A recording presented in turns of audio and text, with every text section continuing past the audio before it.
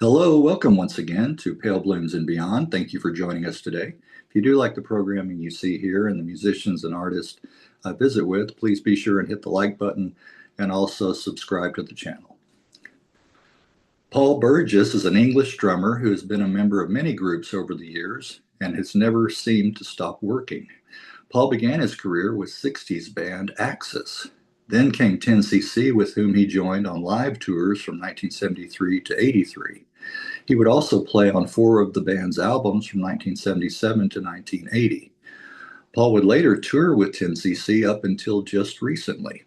During the 80s, Mr. Burgess would briefly play in folk rock band Magna Carta with Jethro Tull, Camel, and tour with Joan Armatrading. In the 90s, he would play with Icicle Works and a reformed Camel, as well as joining Chris Farlowe's backing band. Beginning in the new millennium, Paul has played in a variety of bands, including The Soul Company with Dave Sharp of The Alarm. Then came The Wheel, The Removal Men, Katy Lied, Midnight Johnny Band, supergroup trio Burgess, Nicol, and Kemp, and The Guilty Men. My guest just finished his final tour with 10cc recently. He is currently rehearsing and playing with his new band. Well, welcome, Paul. Hi there. Hi. Thank you for rejoining me, and we're going to keep our fingers crossed this time. Well, take us back to the beginning. Where were you born? Manchester, England, 1950. That makes me 75. When is your birthday? End of September. Oh, okay. So Yeah. okay, 3 I'm a Libra. 3 months ago. Okay, all right. A librarian. There you go. You like to read books. Yeah. Well, do you recall your early childhood growing up? Um, yes. My folks lived not far from Manchester United's football ground in a place called Old Trafford.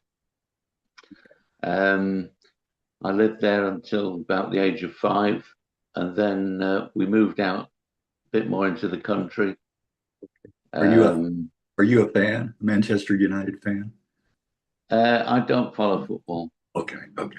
All No. right, all right. And strangely enough, I'll turn this down. Strangely enough, my father supported Manchester City, Oh, okay. which because their ground wasn't that far away. Um, that was a team he followed. But no, Oh, I never went the football route. No. okay. I think Manchester United has beat Manchester City over the years. I think more times than not, right? I think so. Yeah. Well, was there music early on in the household? Do you remember hearing music? Um, we moved to, as I say, we about the age of 5 or 6, we moved further out, and I was taking piano lessons when I was at junior school, and so my father got a piano, an upright piano, um, and then I moved to my next school, grammar school, and that I went into the music class. There weren't that many in the music class actually. That I think there were only about 4 or 5 of us at the most. Is that right? Okay. Um, Very small. but Yeah. at the time, I was listening to the pop music of the day, um, which of course, talking about early '60s Beatles, all the Manchester bands, the Searchers, the Hollies, um, and of course, um, well, all the Liverpool bands. There's a little bit of a rivalry between them, but they all got played on the radio constantly. Yeah. So They all, that was they were my early exposure to pop music. Yeah, they all had nice harmonies. The bands you Yeah. mentioned. Yeah, yeah, Prior to that, my uncle on my mother's side, he'd been a drummer post-war in a band in London. But my mother was from London, so when we went down to visit, my uncle would play me jazz records, Louis Armstrong, that sort of thing, and he'd take me around London or to the drum shops, and that was where I got the bug. Okay. How'd your parents feel about you playing drums in the house? Yeah, I saw. I mean, I have to tell you real quick. I saw a cartoon on Facebook, and it showed Santa Claus giving a kid drums right for Christmas, and he said, "Your parents were on the naughty list." That's why he gave. He's punishing the parents. Yeah. Wow. So yeah. they were Well, okay. They were okay with that. Yeah. yeah. So having had that bug sort of installed in me, when I used to go into Manchester shopping with my mother, uh, the way the bus went into town, it came up this road, stopped at a major set of lights, and there was a big music store on the left, and in the window was a blue sparkle Premier drum kit on a revolving riser. And, Oh, yeah. Yeah. I always used to pay attention to that. Yes. It But was then like, around about uh, 1965, my mother persuaded my dad to get me a drum kit, oh, and I saw one in a town a bit closer than Manchester, in a second-hand store. It wasn't a music store, but they sold all sorts of stuff. And I saw this kit that um, was about £18. So I don't know what that would be today. And it was a basic bass drum, snare drum. Um, and I think there was a pair of bongos with it as well, oh, okay. and an 11-inch cymbal, Yeah. which I've still got. You still got that. Okay. A real trashy thing. Well, But that's a nice, that was that's my a, first kit. I was going to say, that's a nice starter kit for you. Yeah, Yeah. exactly. Yeah, yeah. Well, can you remember one of the first singles or albums that you got yourself? Probably the Shadows. Yes, I think "Wonderful Land" by the Shadows was the first single. Um, I'm not sure what the first album would have been. Uh, I mean, that might have been the Shadows as well. Okay. Yeah. Yeah, I know we talked about Hank Marvin, and I've heard how his Yeah, guitar yeah, playing is so influential. Yeah, over the yeah. years. I would love to talk to him. Yeah. I've, Well, I've been lucky to meet him on a few occasions. oh, okay. The last three times that 10cc have been to Australia, Hank's been to the shows. So plus the keyboard player with 10cc is Cliff Richards, MD. So Right. there's another connection there. There's a connection. But Wow. Yeah. Hank's a lovely guy. Yes, I've heard that. I've heard. Well, you remember one of the first live concerts that you attended that you went to? The first time I saw a live band, there was an event which was mainly for Cub Scouts. There was this gala show that was put on, and there was a pop group, Yeah. um, and they were called. I remember they were called Dean and the Citizens. Is that right? Okay. But that was the first time I'd seen a live group. Yeah. Dean, I've never heard of them. Dean and the Six. No, I don't think. I think they rocketed to obscurity after that. They went on a trajectory to obscurity. I Yeah. like that. Well, we'll talk But about. then Oh, go ahead. Go it, ahead. In the later 60s, probably about 67, 66, when I started um, going into Manchester on my own, I was going to see a lot of jazz, all the big names that came through Manchester, um, and I got to see people like Count Basie, Duke Ellington, Woody Herman, and all small bands, modern jazz quartet, um, Oscar Peterson, all those guys, Dave Brubeck. Um, in fact, Joe Morello became a real hero of mine. I used to listen to a lot of jazz, but I had no um, desire to really play it. Although I used to go to these shows and enjoy them, I was still listening to pop music on the radio. Okay. Well, it's nice you got to see a lot of those titans of jazz music before they passed away. Yeah, I yeah. think most all of those are gone now. Uh, what were some other pop music or rock music influences for you? Well, as I say, initially the Shadows were, very prominent. Um, but then the first group that I joined, we were doing Shadows stuff and other pop music. But then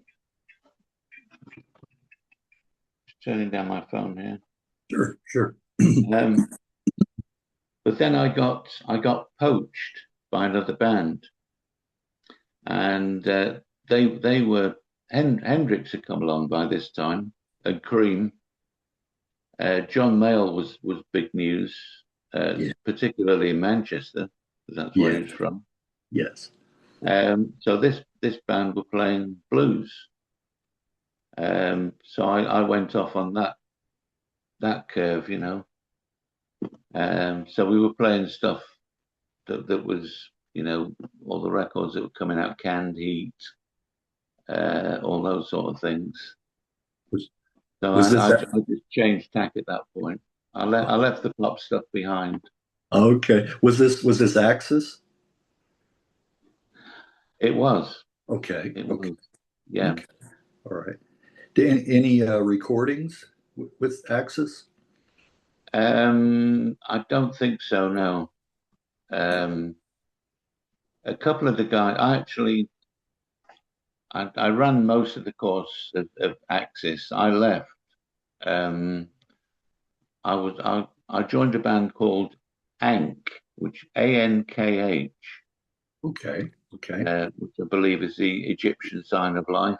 Yes, yes, it is. And the guy who ran that band he was very keen on Egyptology. So that was the theme of that band. And I think the bass player from Axis was also in that band. Okay. Well, Um, you mentioned Jimi Hendrix. Is that where the name came from? Axis, bold as love.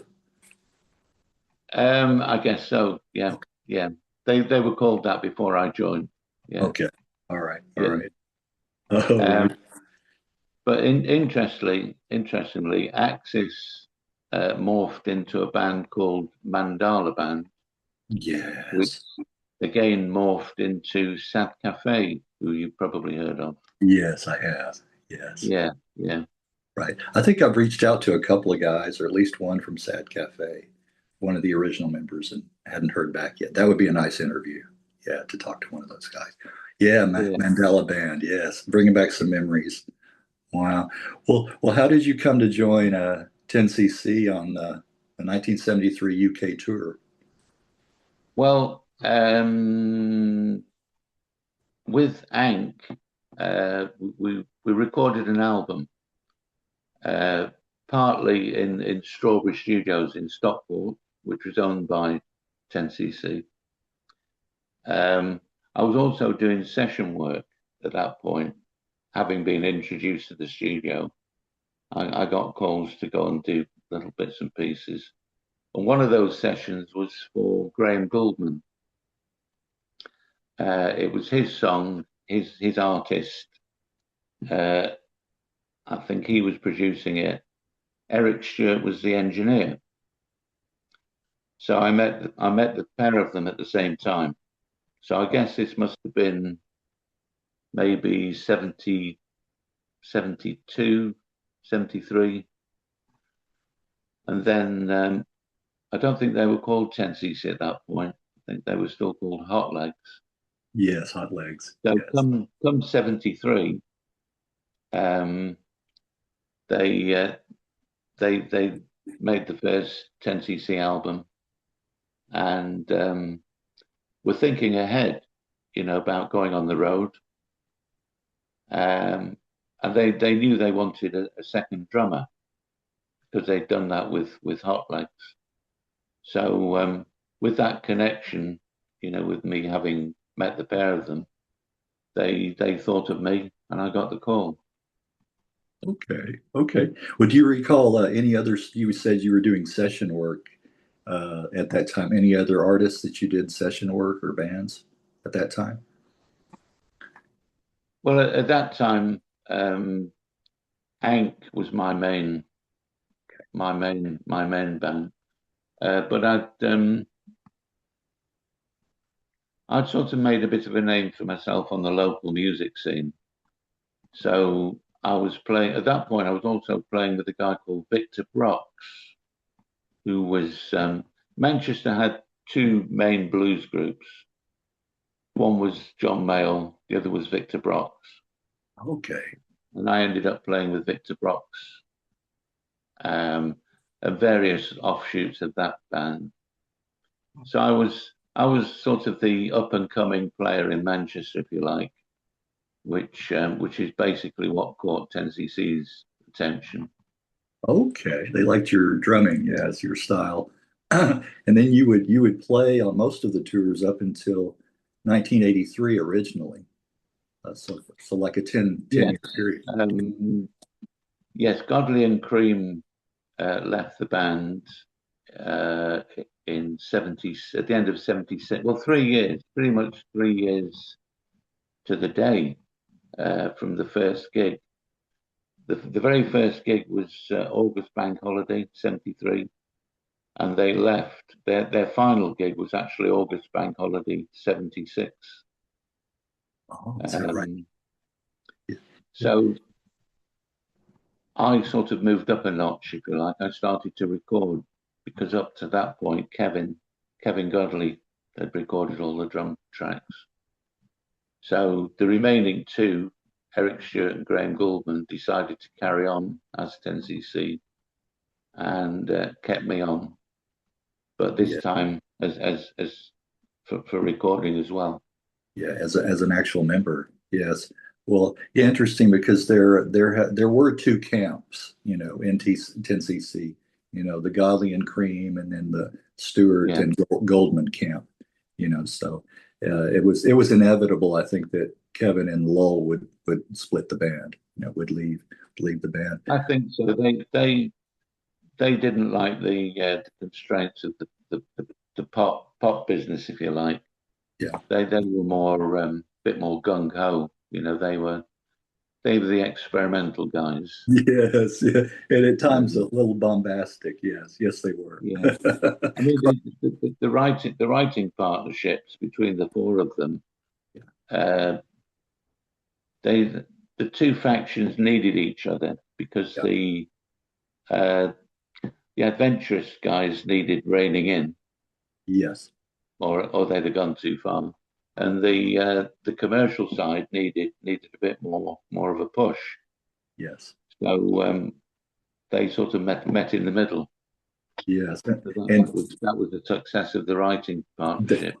that's right. And why they were so successful. You're right. It was a good amalgamation of all those elements, like you said. Yeah, Wow. Well, you played on 1977's Deceptive Bends, uh, and my second favorite after How Dare You, the previous album. Yes. yeah, Yeah. Yeah. yeah. Kevin, that was Kevin Godley's last album. But yes, Deceptive Bends was my first So that was effectively a three-piece: Eric Stewart, Graham Gouldman, and me. And And then, then when they came to tour that album, they recruited three more guys. Again, a second drummer, um, guitar player, and keyboard player. right, Stuart Tosh, yeah, on drums, right. He, Stewart, that's right. From he'd previously been with Pilot. Yeah, yes. Wow. David Payton, I talked to him probably 3 years ago now. Did a nice interview with him. Well, I wanted to mention off of Deceptive Ben's. It's got the hits, "The Things We Do for Love," "Good Morning Judge," and "People in Love."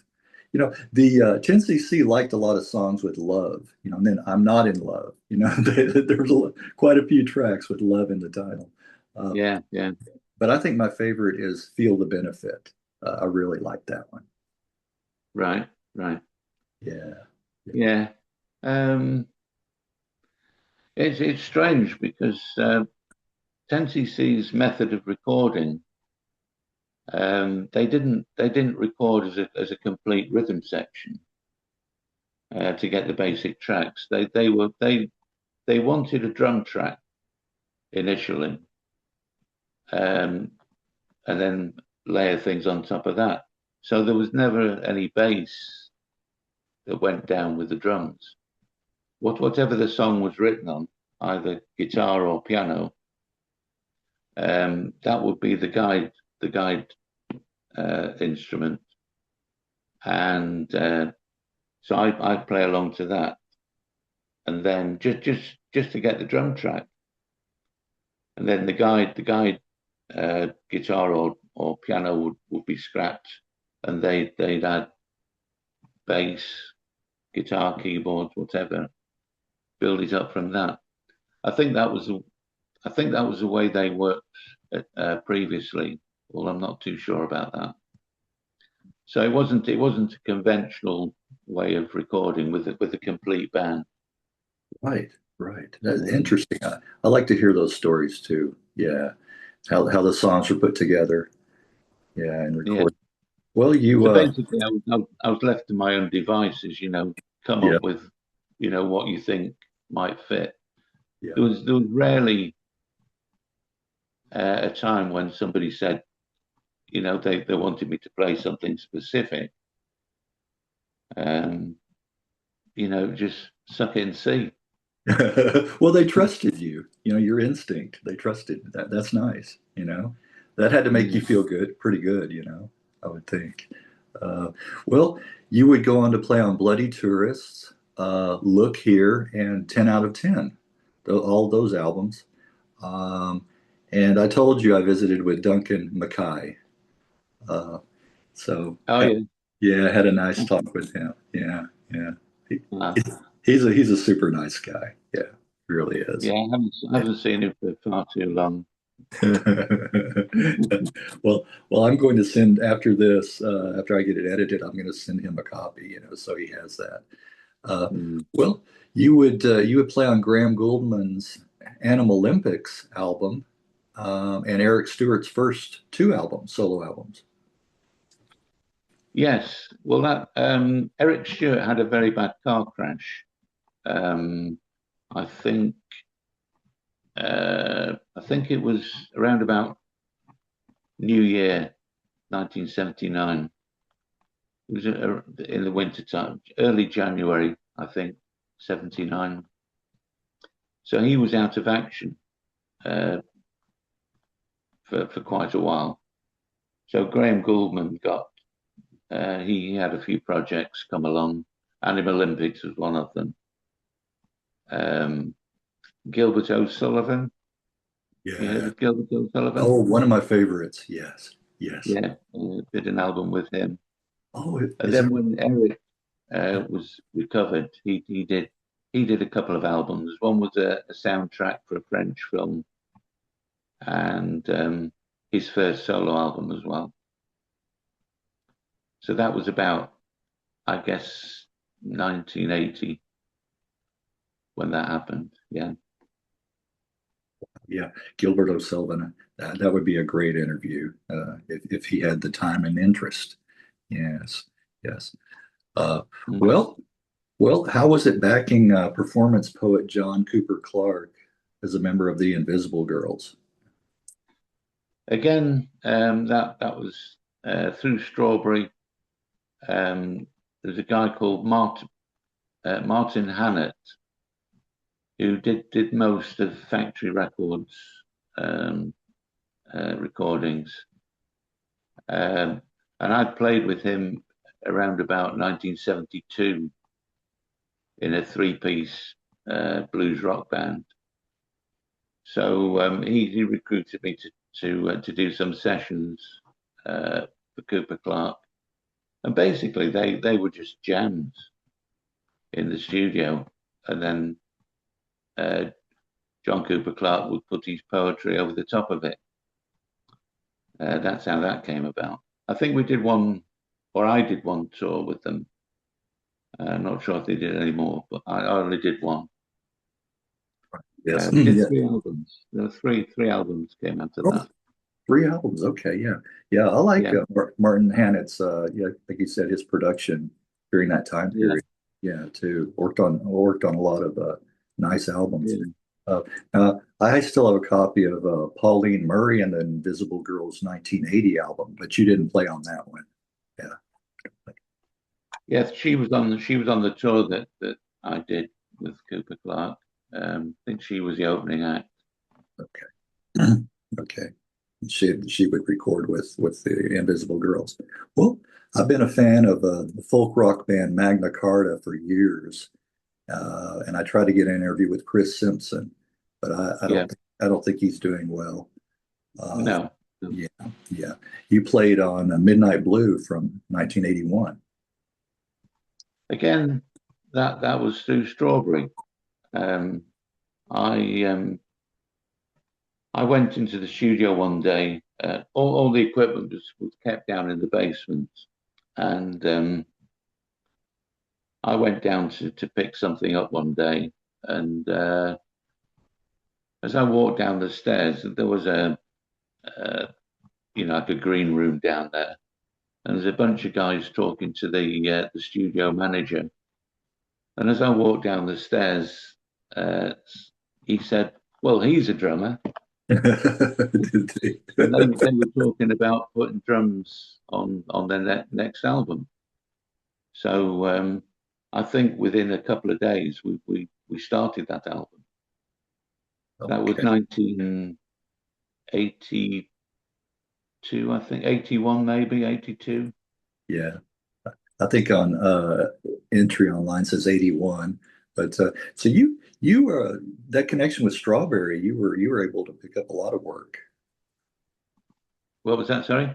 I said the connection with Strawberry Studios, you were able to connect and get a lot of work through that connection. Um, well, not a vast amount, but a lot of it did come through the studio.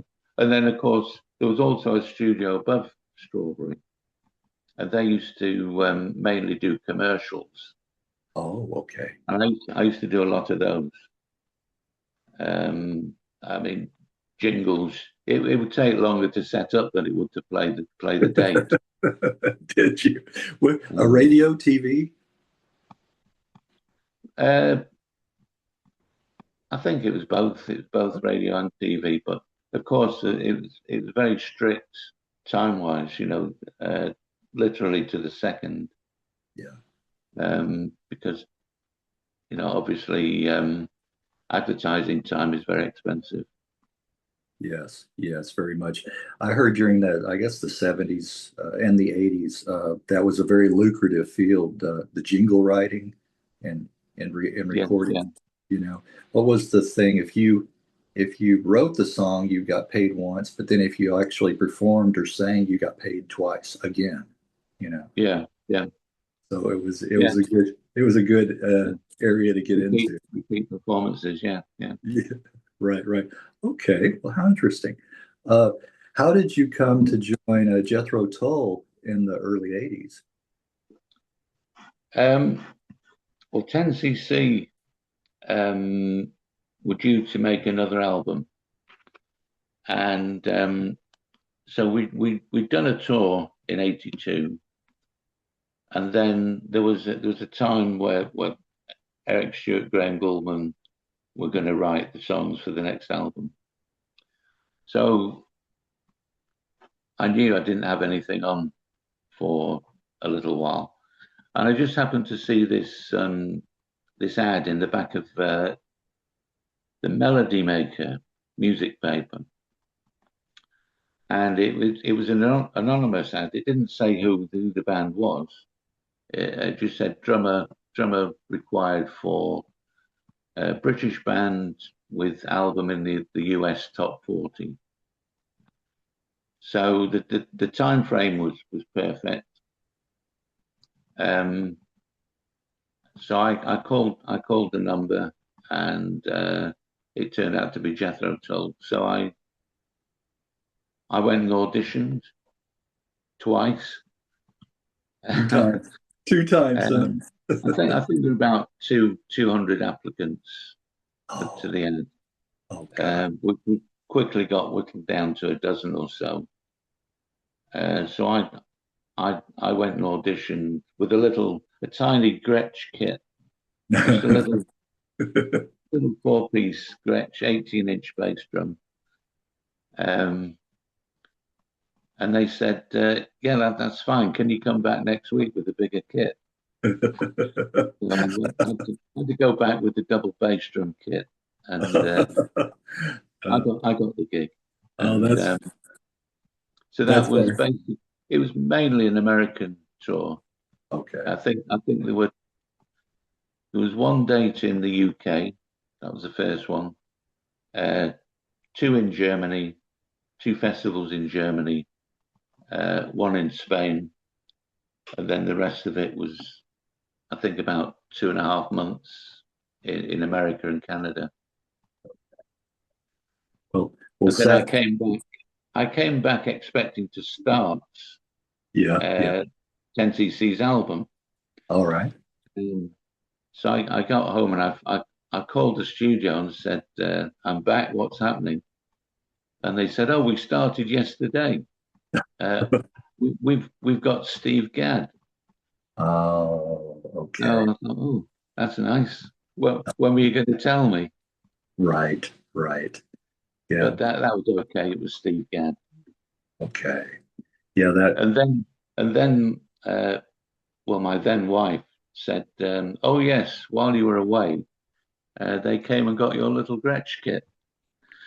Steve Gadd did that album with my Gretsch kit. They retrieved your kit and he played on yours. Wow. What did you talk to Steve about that? I didn't meet him because so I called on day 2. They'd started the day before. I went down to the studio the 3rd day, and he'd gone. He'd finished. Oh, he'd already finished. I have met him in years since. He doesn't really remember much about it. I think that they were the wilderness years. the wilderness, our selective memory. Yeah. Yeah. Well, I want to say sad to hear of the passing of Mick Abrams recently. Yeah, very sad. He's had poor health for quite a number of years, I think. Yes, sad. I worked with him in the late 90s. He got a band together and went out and basically played the first Jethro Tull album, which was the only one he did with them. Right. So there's that, plus some songs from his other band, Bloodwind Pig. Bloodwind Pig, right. Yeah. I followed that material. Yeah, that first Jethro Tull was more blues based. It was, yeah. Yes. Yeah. Well, in fact, he left because he disagreed with Ian Anderson about the direction the band was going. I think Ian had a specific goal, Okay. I don't think it was called progressive in those days, but that was how it got labeled. That's how it went. But Oh, Mick was an out and out blues guy, right, right, and he was great. I love working with him. right. Well, you would tour with the band Jethro Tull and play on the album A Classic Case, backed up by the London Symphony Orchestra. Yeah. Yes, um, a copy of which I'm still trying to get. Are you? Yeah, I yes, it was. Yeah, that was done the year after. I think probably '83. So me being the most recent drummer with the band, I got recruited for that. When I went in, uh, all the other guys had been in and put their parts down. So the drums were basically the last thing to go on, I think. So I had to find that fine line between the band and the orchestra. There's always a gap. There's always Yes. a gap, and I was filling it. Oh, you How were to feeling that. draw the two sides together. Right. Yeah, that's got to be an experience working with an orchestra. Yeah. Yeah. So, I mean, orchestras are notorious for being slightly behind. okay. Wow. Well, it's funny or maybe a little ironic how you would replace Stuart Tosh in Camel. Yes, again, the Spanish festival I played with Tull, I think was probably my third gig with them. Um, Camel were the opening act. Um, so the following year, '83, I did my what turned out to be my final tour with 10cc, and I got a call later that year to do Camel's next album, and then the following year, '84, uh, they asked me to go on tour, which I was happy to do. Yeah. Yeah, I've been a big fan of Camel, followed their material over the years. Yes, Stationary Traveler and the live album Pressure Points he would play on. Yeah. Yeah, well, that was Pressure Points was the live album of that tour.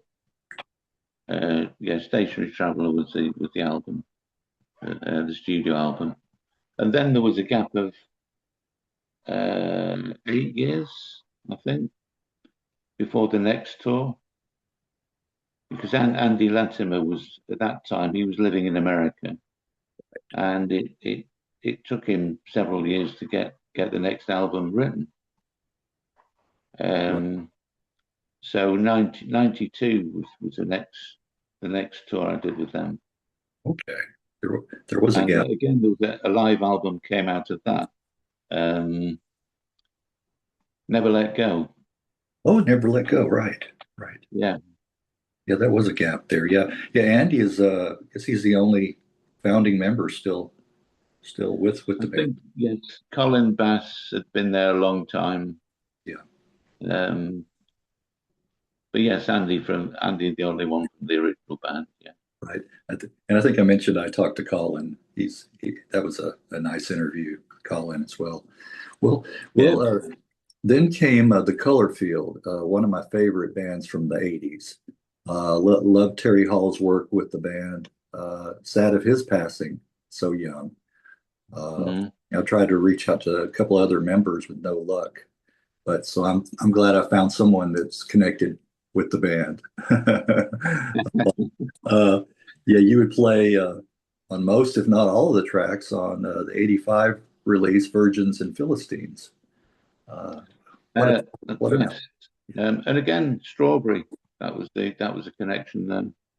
Yeah, Yes, that was a nice album. I enjoyed it. In fact, I was talking to somebody a couple of months ago, and he said that Toby Lyons, I think was the bass player, is still living fairly local to me. yeah, yeah. Wow, Um, so yeah, I think a reunion may be on the cards, although That would be sadly not nice. with Terry. Um, Yeah. Yeah. Terry was living locally, although I hadn't seen him over the years, sadly. Yeah. Right. Yeah. They were, or Terry was originally from Coventry. That's where they formed. Wow. Yes. Castles in the Air, Thinking of You, Sorry, and maybe my favorite Hammond song Yeah, off of that album. What are your memories of Terry Hall as a person? he was a lovely guy, uh, open to all kinds of suggestions. Again, it wasn't, you know, they played the songs and were welcome to any sort of input. Uh, it was a fairly short-lived band, I think. Yeah. Um, I remember was one thing I do remember the girl who did the single "Thinking of You," Katrina, Katrina. Katrina Phillips, I think. Well, she was actually one of the guy's girlfriend, and I think that somebody just happened to say, "Would you like to try putting a vocal on this?" And she was. I don't think she was actually a working singer at that time, and she had a go, and it worked well. So she became the sort of face of that single. Yes. Yes. Katrina Phillips. You're right. Yes. Yeah, Yeah. Exactly. Yeah. What a song too. What a nice track. Wow. and Yeah. talking about those sessions, I had a Christmas dinner the other week, no, the other night. When was it? Friday, with the girl who was the girlfriend of the engineer on that session. And this girl happened to she went on to be Simply Red's touring sound woman. Did she? So yeah, so we were talking about that those Colourfield sessions the other night. Yes. Well, so just recently, that's wild. This is good timing then. So it's fresh on your mind. Good, good. Yes. Yeah. Well, you toured with Joan Armatrading in 1986. Yes. After Camel in '84, it seemed every year I had a different employer. Um, 85, it was Elkie Brooks. You know of Elkie Brooks? Yes, I do. Yes, I do. I was with her in 85. And then 86, I got the Joan Armatrading gig through the bass player who'd worked with Elkie at one point. He suggested me. Um, yes, I think I did a European tour and then an American tour, American Canada. Because Joan sort of changed her band quite often. She just liked to work with Yes, yes. different players, different input. So Yeah, she was great. Love working with her. right. Yeah, I was just looking. I thought that rang a bell. Elkie Brooks and Robert Palmer, Vinegar Joe. Yeah, Yeah. and as well. Yeah, And yeah. on the American tour, the opening act was Graham Nash. Oh, is that right? Okay. Yeah, Okay. Oh, yeah, I remember hearing, I guess, a biography on him, of course, with the Hollies. And then once he heard David Crosby, mostly hearing David Crosby, he said, and just the harmonies, with the birds. And he said, I've got to mm, be part of that. And then he moved over, here, I guess, to LA or the California. yeah, And then yeah, the rest is history. Yeah. So that's what yeah, he had been itching for a while, to be in a band like that. Wow. Well, yeah. well, And I remember Chris, there was one night that Graham Nash announced that Crosby was coming out.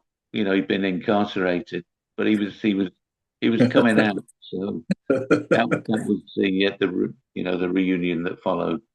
Yeah, yes. I think I remember that too as well. Well, Yeah. during the late 80s, you would play live with Alvin Stardust and Gloria Gaynor. Yes, 86 Joan Armatrading, 87 Gloria. Um,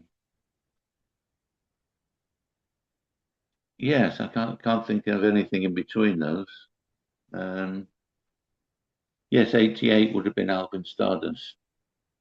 I was asked to join the original band when he became Alvin Stardust, but at that time I was committed to 10cc. It was about 73, I think, when he took on that persona.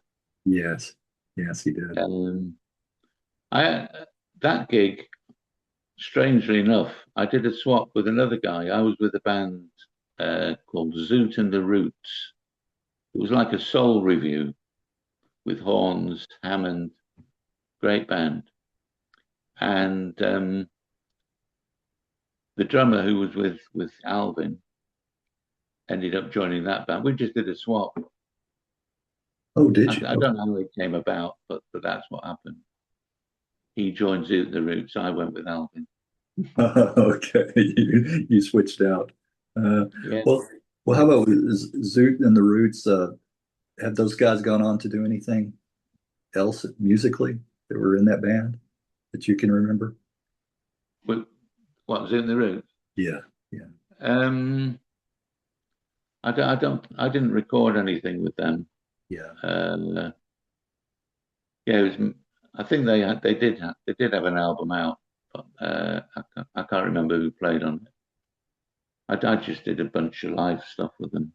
Okay, okay. I remember one time we backed Benny King. That Did was quite a you? memorable night. Yes, that would be. Yes, yes. Yeah.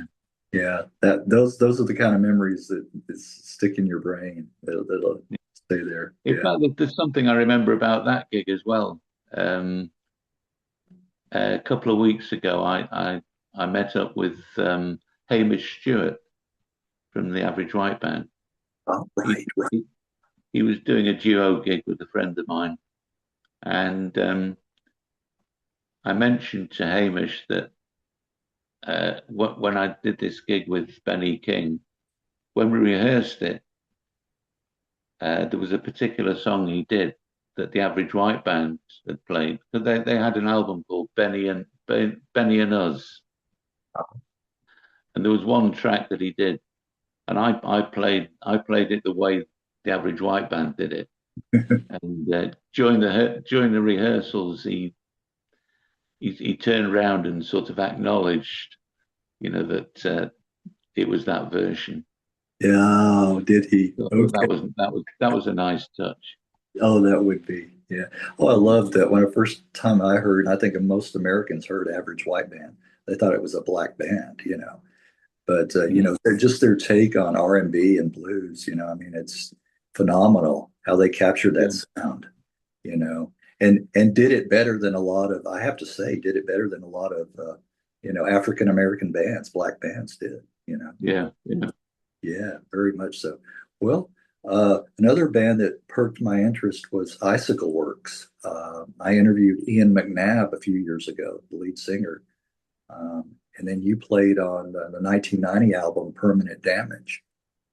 Yes, yeah. So that was the year following. Um, was it? Yes, that would have been 89. Yeah, 89, I think.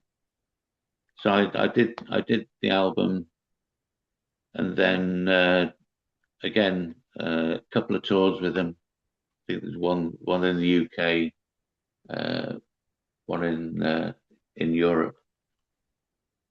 Happy times, happy times. They were all about 10 years younger than me, so Right. that kept me on my toes. Had to Get you keep up with them. right, right. That's what happens in those cases. Yeah. Mm. Wow. Yeah. Yeah. I always liked their sound, that jangly guitar of his. And yeah, it's really, really nice. Uh, Well, you mentioned earlier you joined a reformed Camel and would play on Dust and Dreams, and then the Never Let Go that you talked Yeah, about. Yeah, from 91 and 92, that, that period.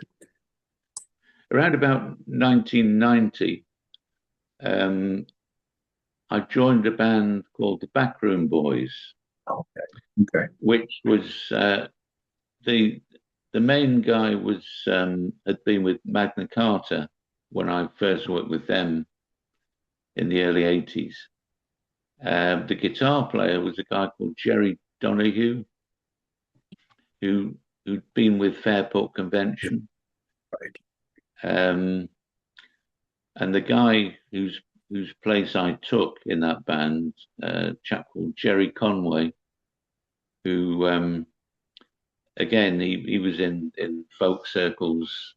Uh, he was with Fairport Convention for a number of years later, but I took Jerry's place, and I think the bass player was with Steel Span, Nice band. Yes. which Yes. was all people from the British folk scene. Yes. I've gone through Um, the ranks. Yes. Yes. yeah, and Right. that band actually ran for about 5 years. I worked on and off with them for 5 years. Yeah. I like that sound of that folk rock that during that time period and later. Also, Pentangle is another one that I really enjoyed Yeah, their I worked with Pentangle 3 or 4 years ago, standing in for again Jerry Conway, okay. um, who sadly passed away a couple of years ago. Um, but there were times when he was dipping out of gigs, so I was covering for him. Okay. Well, how did you come to join Chris Farlowe's backing band? Um, so that would have been early 90s, I guess.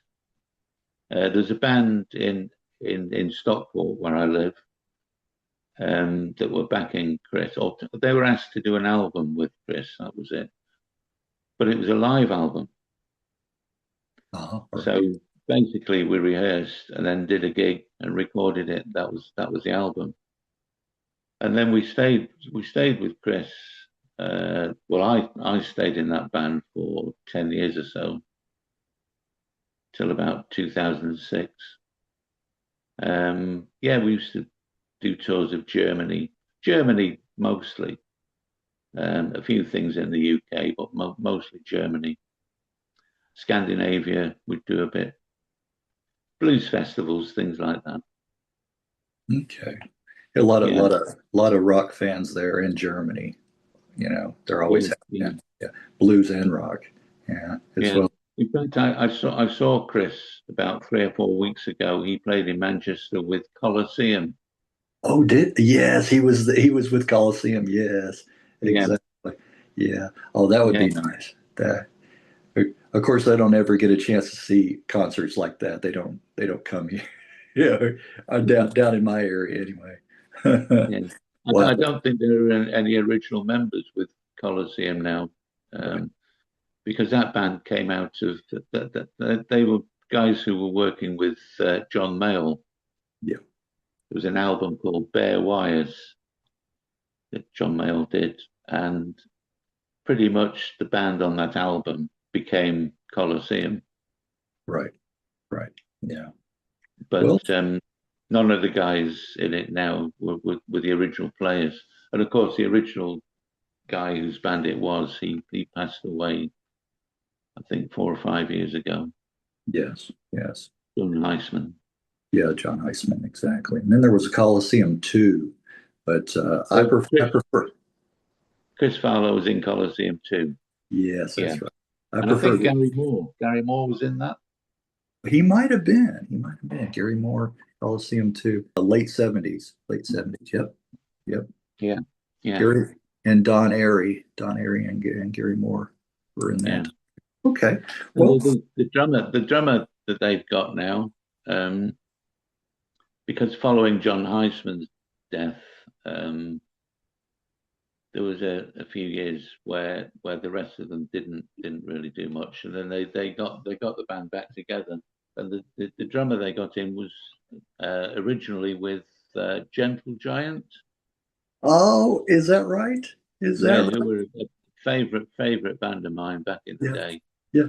I just talked to Derek Schulman. I just talked to Oh, him. really? Yeah, I can send you Mm. the link, or if you go in my on my channel, it's one of the latest ones. Yeah, I Oh, did. right, right. I talked to Derek. Wow, that's how it's so fun getting these connections, doing these, Mm. Yeah, yeah. He was Well, really nice. Gentle Giant. I mean, you listen to any of the modern prog bands, and you hear Gentle Giant all over it. Yeah. You know, they were a massive influence. Yes, they were. Yes, they were. Wow. And then before that, before they were Prague, Simon Dupree and the Big Sound. Of course. I think that was their effort to make some money.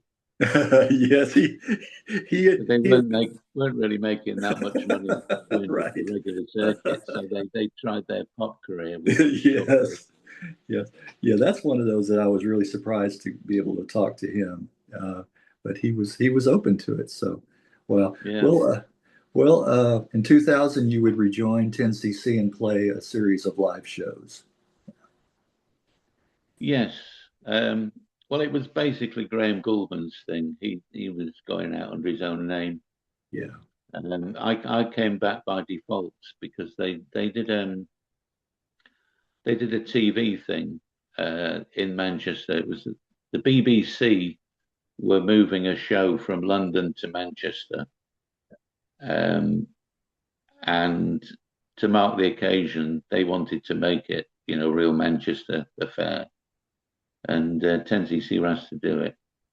So Stuart Tosh had continued working with Graham after 10cc sort of finished, if you like, and Stuart couldn't do it. He was doing touring shows at the time, and he couldn't do it. So as I say, I came back by default. And then the next time that Graham had some live work come up, again Stuart was away. He couldn't do that. So I just sort of fell back into it, if you like. Yeah. Yeah. And then it just built up and built up, and sudden I think it was Graham 10cc featuring Graham Gouldman, and then it just ended up 10cc again. Yeah. Yeah. Right. Yeah. Well, The Alarm was another band I followed in the 80s. Guitarist Dave Sharp headed up Hmm. The Soul Company. Um, Yes. Again, a short-lived thing. We only did a handful of gigs, maybe 7 or 8 gigs, something like that. But yeah, that was a good little band. I enjoyed that. and Yeah, speaking of The Alarm, it's very, very sad to hear the passing of Mike Peters Mike Peters. Yeah, ear- yeah, earlier this year as well. And yeah. he had been fronting another band, Mike. He was in Big Country. Yes, exactly. Yes, he was. Yeah. Yeah, right. And then he replaced their fallen singer, who had uh, who had died a few years ago as well from Big Country. Yeah. Wow. Mm. Well, who was in Then Came the Wheel? Again, the guy from Magna Carta, Doug Mortar. That Okay. that was his baby. So some of the people who were in the Backroom Boys when Then Came the Wheel.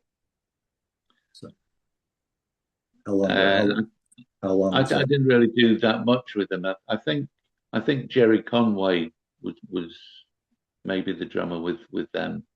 Oh, So okay. I was depping for Jerry. Yeah, Jerry and my careers have sort of crossed paths Yeah, I was gonna say. quite a few times. In fact, the first time I met Jerry was in '73 when 10cc were doing their first album, and Paul McCartney was doing an album in Strawberry Studios uh, for his brother Mike McGear, Mike McGear, right? Yeah. and Jerry was a drummer. Oh, on So that. I Oh, so I met Jerry at that time, and I remember he said, "Oh, Paul's forming a new band, and he's asked me to join." And so this would have been Wings, yes, right. and Jerry said, "No, I'm too busy." You He know, said- he was, I think he was still with Cat Stevens at that time, who oh, was, big news. right. So Jerry passed Oh, on Wings. oh, one of those regrets. Oh, wow. But at Yeah. the time, you don't know if how big they're gonna be. You don't know. But No, but no, that's right. Well, speaking of Mike McGear, that's interesting. He was in the Scaffold as well. that's right. That you brought him up. He wasn't quite the singer his brother was, didn't have the pipes, but he put out a couple No, of nice albums of his own. Yes, yeah. yeah, yeah. Wow. And I did hear some years later from somebody at 10cc's agency that my name was mentioned when McCartney was asking who the local players, who's the up and coming players in Manchester, and apparently my name came up, and nobody would give him my number. So it was Is that it was one of those. What would it have been like if? if right, right. What I think trajectory they did give a chance. you would have been on, Yeah. right? Well, if that had happened, you wouldn't be talking to me probably today. I'm, You I'm would have been sure a I big would. you would have I'll been a talk big to anybody. you would have been a big shot. Oh, that's funny. Well, Katy lied. No, no. First, the Removal Men. Talk a little bit about the Removal Men. This is just a local Stockport band. They're a bit of an institution in Stockport, or Okay. they were. They only do very very occasional gigs now. But yeah, I think I started playing with them about 2000, something like that. Okay. And then Katy lied, and you played on the 2000 album Late Arrival. Yeah, I think we did. I think we did 3 albums with that band. Oh, I mean, that really wasn't a touring band.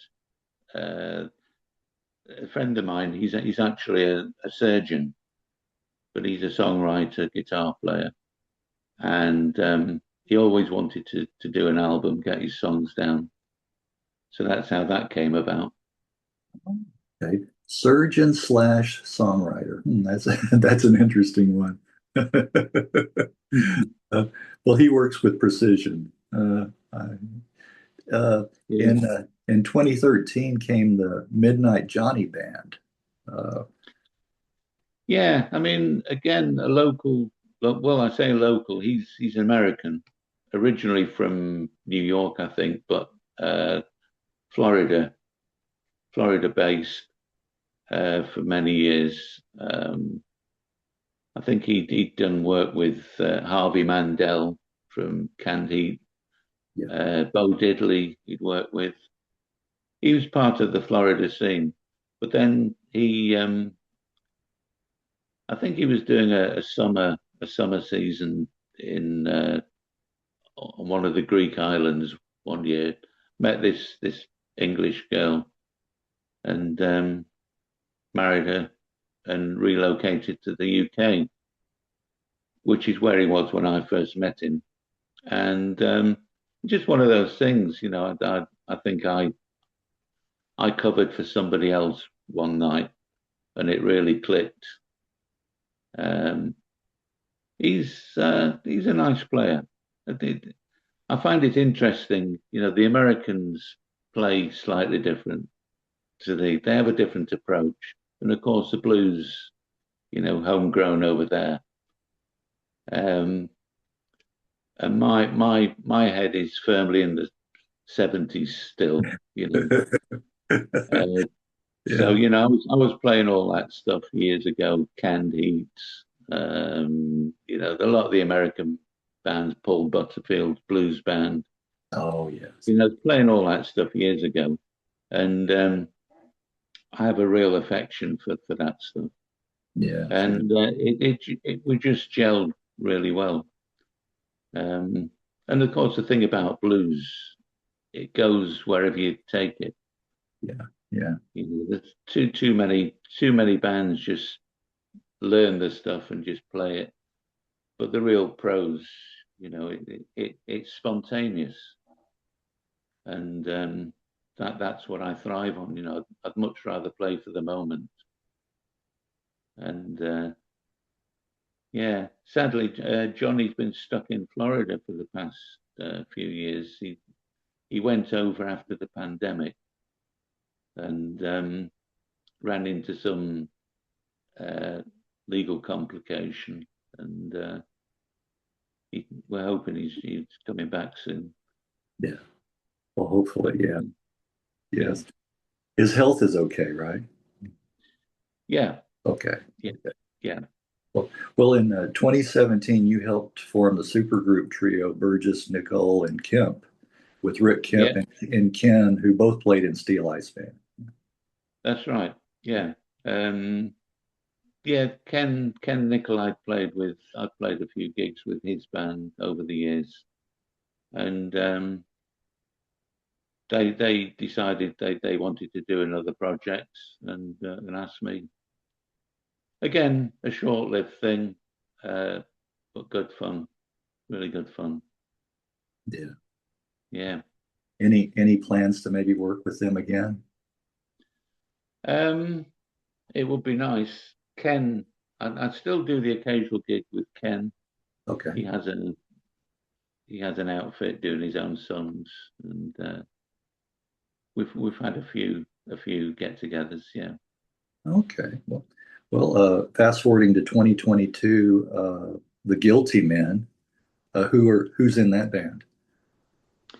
the main man is called Clive Gregson. Ah, yes, He was in a band called Any Trouble yes, some years yes, ago, yes, who was signed to the Stiff label, yes. and there was another local band called the Cheaters in Manchester, and those two bands used to work together a lot back in the day, and they kept in touch. And one of the guys from the Cheaters was having lunch with Clive one day, and they said, "You fancy writing some songs?" And and then it was, "Well, shall we get a band together?" So they got a couple of guys from Barclay James Harvest, Yeah, one of my faves. Yeah. um, Yes. and then I think I came into the fold when somebody dipped out. There was a drummer before me, but he had a project with his wife that he wanted to devote time to. So so they asked me, and that was, yeah, a couple of years ago, 2.5 years ago, and it's great. It's everywhere we play, everybody likes it unanimously. Yeah. So we must be doing something right. All right. Well, when was the last time you played? We went out in October this year. We did a tour of about 12, 13 dates, something like that. Yeah. So you plan to start up again in the new year? We've got a second album to do. Oh, Um, okay. this was the Christmas dinner I was at on Friday. Um, Ah, so right. yeah, our works due, as we call it. Yes. Well, when was the first album? When did that come out? It came out last year. Last year. Okay. Okay. Basically, we when I got came into the fold, we just rehearsed songs, routine songs, uh, got them all ship shape, and then recorded them over a period of time. And then we went. The first tour we did was last November. It was the first live stuff, and then we went out again in February, March this year, and then, as I say, October we've just been out again. Okay. Is there a Because website? the two guys with the Barclay James Harvest outfit, they were busy in between, Okay. and I was busy with 10cc. So Oh, that's right. That's so right. it's finding when everybody's available. Right, right. Is there a website for the Guilty Men? There is, Okay. yeah, Okay, well, yeah. tell us that for viewers. Well, it'll be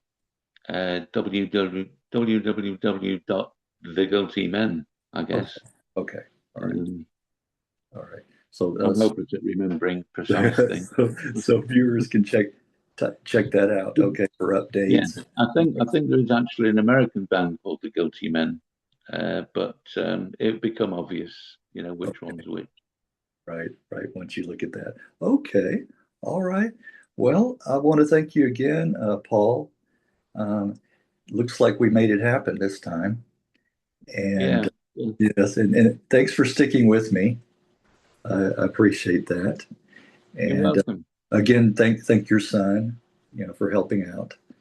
And Thank you for asking me. Thank you. you are very welcome. I want to say all the best to you and your continued success and with the live shows and the new album, you know, coming Thank out. you. And Thank you. again, Merry Christmas and Happy New Year to you and Merry yours. Christmas to you. All right. Yeah. All right. Okay. Stay in touch, and I'll say bye for now, but not forever. Okay. Okay. All righty.